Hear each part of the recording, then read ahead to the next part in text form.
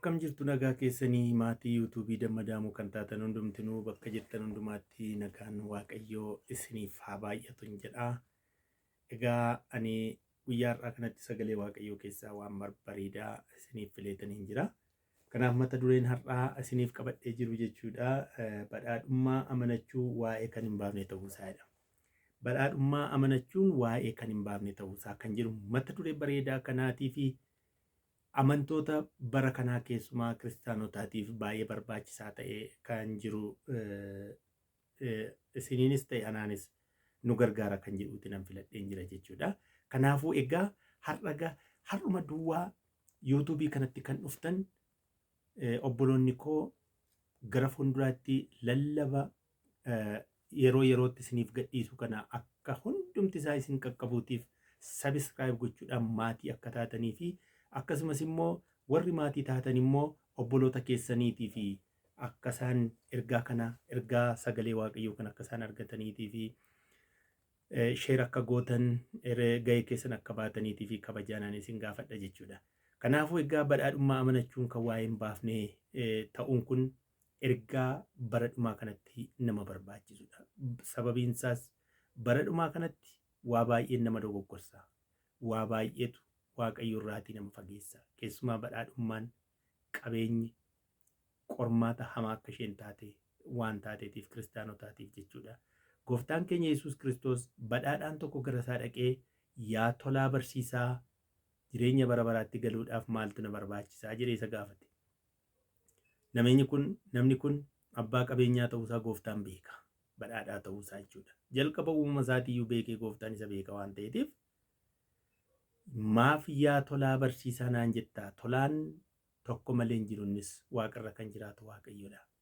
Garuu mootummaa waaqayyootti galuu yoo barbaadde jedhee itti hime.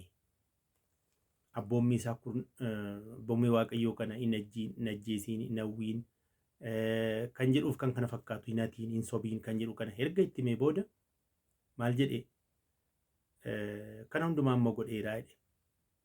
Dhumarratti erga kana gooteetta ta'emmaa qabeenya isa qabdu galii gurguriitii hiyyeessotaatiif kenne. Yeroo inni kana jedhe kanatti mataa isaati isa dhukkube, abbaan qabeenyaa kun jechuudha. Baay'ee mataan isaa isa dhukkube, baay'ee isa cinqe, waan dubbatu dhabe, waan salphaatti fakkaatee ture. Gooftaan garuu bartoota isaatiin deebisee maal jedhe? Ilaa abbaan qabeenyaa mootummaa waaqaatti galuurra gaalli qaawwa ilmoo keessa ba'uutu hulluuquutu ishee fi salphataa jedhe. Qabeenya makanaatti nama qora jechuudha. Gaalli ilmoo keessa ba'uu hin dandeessu. Gaalli baay'ee uumama guddaadha. Gaalli guddaan kun qaawwa ilmoo kana keessa hulluuqxee ba'uun baay'ee ulfaata. Abbaan qabeenyaa samma kan maali? Kana faana walitti fakkeesse gooftaan. Kana waan hin kaaseefi maaliifi badhaadhummaan mootummaa waaqayyoo galuu keessatti qormaata hamaa akka isheen taate. Badhaadhaan mootummaa waaqayyootti galuuf baay'ee akka inni rakkatu. Karaa gara biraa immoo badhaadhummaan akka inni waa'ee hin baafne dubbata jechuudha. Mi'asii wangeela keessaa lallaba boqonnaa 5 lakkoofsa 13 kaaseetanii nan dubbisa.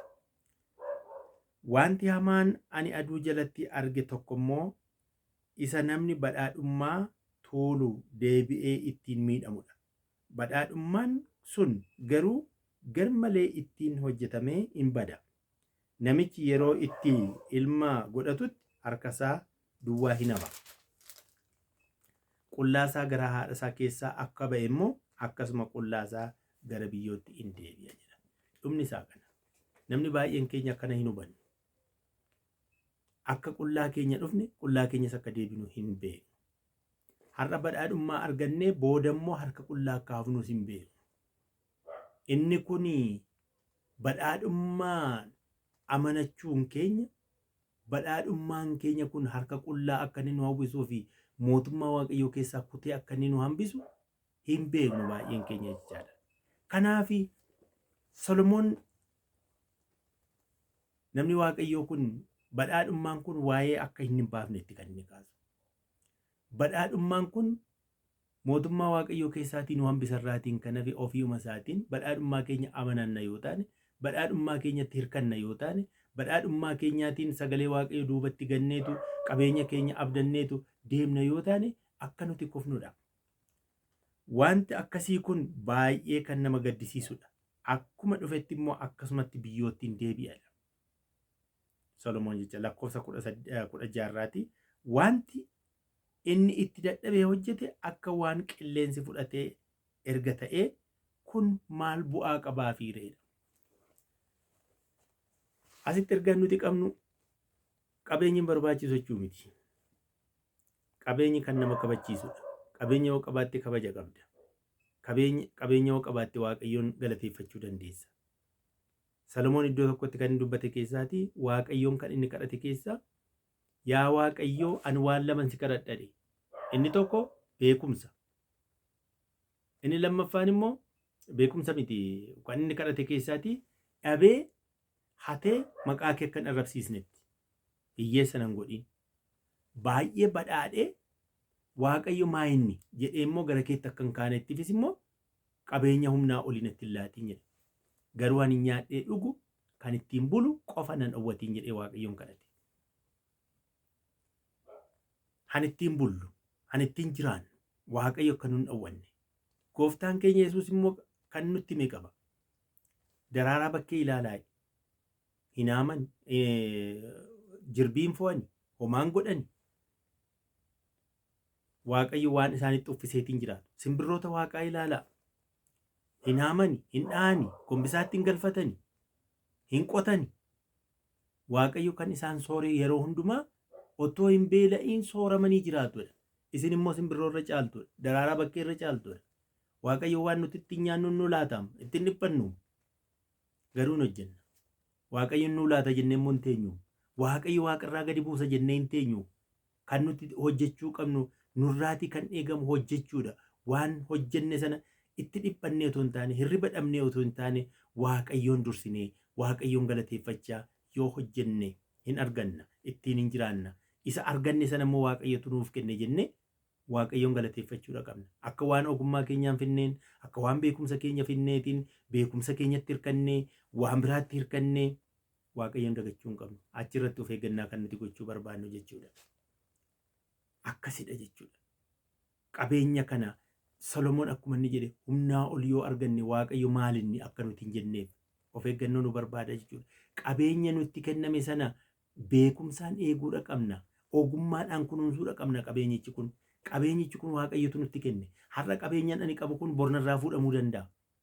Akkuma shumataatiin shumata biyya lafarraa jechuudha. Shumata biyya lafaa har'a namni shoomamaa borurraa tiika. Qabeenyis immoo akkasuma har'a shoomamtaa hin argattaa. Birrii argattaa. Mana argachuu dandeessaa, konkolaataa argachuu dandeessaa, konkolaataa kee immoo sekondii keessatti dhabuu dandeessaa, lubbuu kees immoo dhabdee akkasumatti qullaama kee immoo akkuma jedhame immoo gara biyyootti deebi'uu hin danda'ama. Akka kanaatti deebi'uu dandeenya jechuudha. Qullaama keenya dhufne qullaama keenya deebina. Har'a nuti qabeenya akkamitti ilaaluudha qabna. Qabeenya jechuun wanta har'a qabnu kana waaqayyo kan nuuf kenne kana akka itti jiraannuufi ittiin waaqayyoon akka waaqeffannuufi ittiin waaqayyoof akka galateeffannuufi kurnoo kan kaffalluufi kanaafi 10 keessaa tokko waaqayyoof asraata kennii kurnoo kennii kan jedhameefi waaqayyo nuuf kenneerra. Waaqayyo kan nuuf kenne keessaati 10 keessaati tokko gara gombisaa waaqayyootti deebisuudha qabna. Inni nuti tokko laannu suni hojii waaqayyoo hojjeta, hojii wangeelaa hojjeta, mana waldaa ijaara. Wangeelaawii yookiis immoo namoota waaqayyoon tajaajilanii fi akka inni kennamu godhama. Wangeelli akka inni ittiin maxxanfamu godhama. Kan biraasitti wanbara nuti irra teenyee waldaa keessatti waaqayyo waaqeffannu isaan bitama. Han biraa baajetan qabdu waldaan. Waldaan baajetan biraa yookiin mootummaa biraa yookiis NGO biraatiin kennamuufi miseensotumti waldaa kurnoo isaaniirraa kennaa isaaniirraa kan kenname sanaatiin ittiin meeshaaleen mana waaqayyoo keessatti jiru akka inni ittiin bitamee amantoonni ittiin tajaajilamanidha godhama jechuudha. Kanaaf nu gargaara. Qabeenyi keenya gar tokkoon hojii waaqayyoo hojjechuudha qaba. Gar tokkoon namoota hiyyeessota yoo laannee fi hiyyeessota yoo gargaarre eebba qaba. Hidhameen ture na gaafattaniittu. Dhukkubsadheen ture iddoon jirutti dhuftanii na gaafattaniittu jedhee gaafata moolichi gaafa dhufaatii isaa kana warri hamoonni hoolota karaa mirgaa re'oota karaa bitaa kaa'ee gaaffii gaafatadha. Dhukkubsadheen tureef na gaafattaniittu, mana hidhaan tureef dhuftanii na ilaaltaniittu, qullaa ta'een ture daara na baaftaniittu jedhee gaafata. Re'oonni maal jedhu deebii isaanii? Mee qullaa ta'uu keessi hin agarree, beela'uu keessi hin agarree, hidhamuu keessi hin agarree, eessatti si agarreetu dhufnee si gaafanne jedhu. Hoolonnoo beeloftees si nyaachifneerra, daartees daara si baafneerra, hidhamtees mana hidhaatti dhufnee si gaafanneerra, dhukkubsattees achitti si gaafanneerra, si ilaalleerra jedhu jedha. Sagalichi kana kan inni dubbatu. Gaaffii kana akka deebisnuuf qabeenyi keenya maal ta'uu qaba jechuudha. Hanga jirru keessatti qabeenya keenya kan ittiin of boonsinu, kan ittiin of tuulu, kan ittiin waa biraa yakka hojjennu, yakkamtootaaf kan ittiin laannu otoo hin taane qabeenyi keenya kana hojjechuudha qaba. Dhukkubsataa gargaaruudha qaba. Warra hidhaman gargaaruudha qaba. Qabeenyi keenya warra gaddan jajjabeessuudha qaba. Warra daaran daara baasuudha qaba. Warra dhukkubsataniif dhukkuba isaanii irratti gargaaruudha qaba. Mana waldaa ijaaruudha qaba. Hojii waaqayyoo hojjechuudha qaba. Maatii asii tajaajiluudha qaba. Kanarraan kana maa hin baasu. Kanuma faayidaan qabeenyaas kanuma.